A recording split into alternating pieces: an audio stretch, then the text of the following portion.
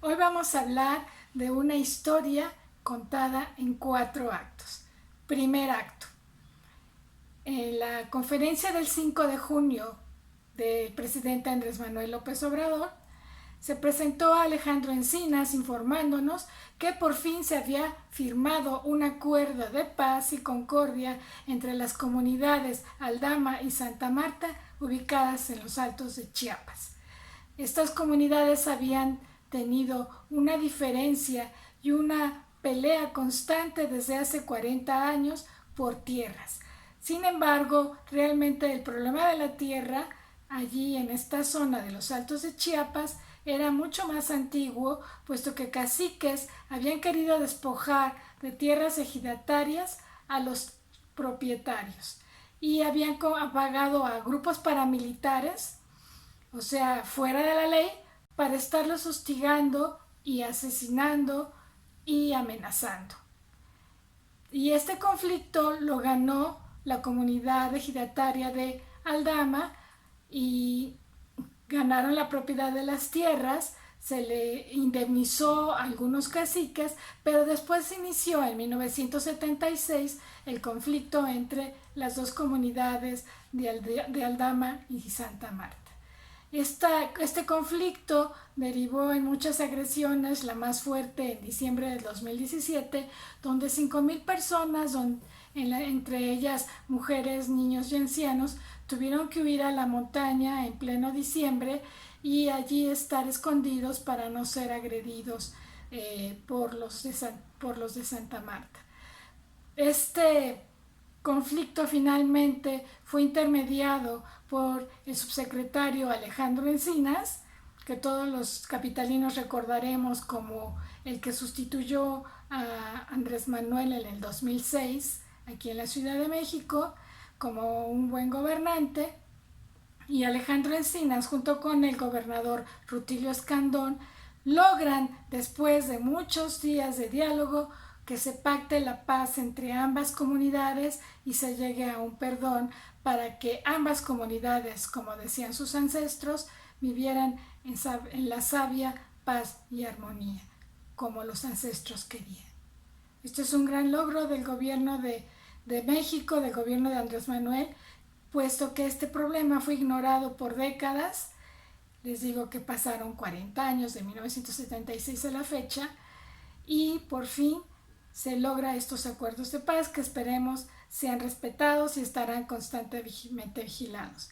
Este primer acto es un acto de búsqueda de respeto de los derechos humanos de las comunidades. Son bonitos, ¿no? Segundo acto, Tijuana. No podía faltar en esta historia de 4 actos la situación y el evento en Tijuana. Fue importante esto porque allí se nos informa de manera importante, muy importante, cómo fueron los acuerdos entre el gobierno de México y el gobierno de Estados Unidos. El problema que se estaba desatando por el barabucón de Trump era que se nos iban a imponer los aranceles y esto pues iba a afectar nuestra economía, pero no nada más nuestra economía, también iba a afectar la economía de Estados Unidos, puesto que muchos consumidores de allá iban a tener que pagar más impuestos, ¿no? Pues si Trump sube los aranceles, ¿quién los va a pagar? Los consumidores de allá. Esta locura de decir que va a subir los aranceles era como un castigo por la cuestión de las migraciones de los migrantes centroamericanos que estaban entrando por México o que están entrando por México. Pero curiosamente la migración aumentó considerablemente en el 2018, a fines del 2018, incluso antes de que entrara Andrés Manuel al poder, y siguió aumentando. Entonces el asunto era, bueno, ¿y por qué está aumentando? Y ya lo comentaba yo en el video pasado, que el gobierno de México canceló cuentas de gente que promovía las migraciones. O sea, es verdad que la situación de Centroamérica es difícil y la gente quiere buscar mejores opciones. Pero también es verdad que se les pagaba dinero a muchos migrantes para que iniciaran esta aventura, que no es una aventura de lo cual, sino que es una aventura motivada por la pobreza y la violencia que se vive en esos países. Y existen los videos en donde gringos les están pagando en Centroamérica a cada uno de los migrantes para que emprendan esta caminata. Sin embargo, no contaban con que el gobierno de México iba a descubrir las cuentas millonarias de dólares para promover que los migrantes pasaran por el territorio y empezar a generar más caos en nuestro territorio y simular los gringos que ellos también están sufriendo caos. Pero finalmente hay dos hipótesis: una, que los pagaba Trump y que esta es su carta para ganar las elecciones, o sea, es un electorero, porque cuando se hace una campaña seria, pues es una campaña electoral, pero cuando se utilizan recursos mafiosos, pues son electoreros. Y la otra hipótesis es que los promueve George Soros a través de los Clinton. Haya sido como haya sido, como dicen por ahí, son los propios gringos los que estaban pagando a los migrantes, y esto hizo que aumentara considerablemente el número de personas centroamericanas que querían cruzar por el territorio. Sin embargo, al congelar estas cuentas, el gobierno de México hace que esto empiece a cambiar. Va a seguir habiendo migración, pero quizá no a estos niveles tan altos, seguramente no tan altos a como se estaban dando. Y en el discurso que se da en Tijuana, es un discurso del presidente de respeto a los derechos humanos, de decir que en situaciones de desesperación siempre la migración es un derecho humano. Y lo que dice el presidente es que él va a respetar la dignidad y la vida de las personas. Segundo acto, sobre los derechos humanos. Tercer acto. Este miércoles, otra vez en la conferencia matutina del presidente, se presentó un filósofo llamado Alberto Híjar. Él fue quien habló lo siguiente. Nos dijo: la historia no solo es la historia del gobierno y las constituciones, también es la historia de los movimientos sociales. Y es la que a veces ignoramos, porque en las escuelas nadie nos enseña cuáles son los movimientos sociales importantes que han hecho huella en la historia y en la mentalidad y en las conciencias de los pueblos. Y él estuvo presente porque fue uno de los perseguidos políticos de los gobiernos priistas, y en esta conferencia del miércoles pasado, del miércoles 12 de junio, se presentaron varias personas del pueblo de México que han sido perseguidos por sus luchas. Uno de ellos fue Alberto Híjar. Otros también hablaron del caso de una población del Estado de México, en donde los han querido despojar de sus tierras, porque son tierras muy ricas, son tierras boscosas, y dada su lucha social y ambiental, fueron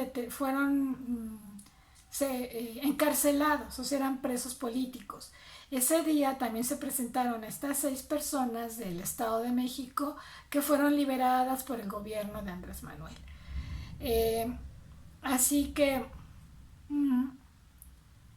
este es el tercer acto de nuestra historia, el tercer acto de derechos humanos, en donde son liberados presos políticos que fueron metidos a la cárcel por luchar en causas sociales, por luchar en movimientos sociales, esos movimientos sociales que han hecho historia, pero de los que no nos han platicado ni en la escuela ni en ningún otro lugar. Cuarto acto. El día de hoy que es 13 de junio, se presentaron otra vez en la conferencia matutina de Andrés Manuel López Obrador españoles, hablando de la gran recepción que tuvo el presidente Lázaro Cárdenas en 1939 de decenas de miles de españoles que huyeron del fascismo en España. Había una república democrática en los años 30 en España, pero ya empezaba la ola del fascismo, que era un movimiento, pues era un movimiento que empezó a predominar en Europa y que en España se apersonó con Franco. Y entonces hubo una guerra, se le llamó la Guerra Republicana, en la que lucharon españoles demócratas contra los ejércitos fascistas apoyados por Mussolini y Hitler. Al perder esta guerra, los españoles, pues muchos fueron acogidos aquí en México, incluso fueron facilitados barcos mexicanos para que llegaran a las costas de Veracruz, y hoy se cumplían también 40 años de esta gran recepción que hizo el gobierno de Lázaro Cárdenas a los refugiados españoles. Venían muchos niños huérfanos y aquí se les construyó una escuela especial. En la conferencia de hoy estaba un anciano que fue uno de esos niños que fueron recibidos y salvadas sus vidas por Lázaro Cárdenas.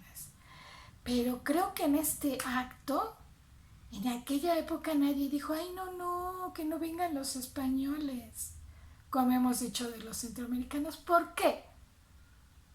Porque en nuestra mente todavía hay racismo contra los propios hermanos de Latinoamérica, contra los indígenas latinoamericanos, contra los pobres latinoamericanos, pero no hubo contra los españoles. Muchas lecciones tiene la historia, ¿no? Cuarto acto de derechos humanos. Este gobierno está trabajando por el respeto a la vida, por la dignidad de la vida, por las libertades humanas. Está trabajando por los derechos humanos. Y la Comisión Nacional de Derechos Humanos, ocupada por mafiosos salinistas, nunca dijeron nada de la lucha entre los pueblos de Chiapas, nunca dijeron nada sobre los derechos humanos de los migrantes, nunca dijeron nada sobre los presos políticos que participaron en movimientos sociales. Curioso, ¿no? Se despide de ustedes, Mónica.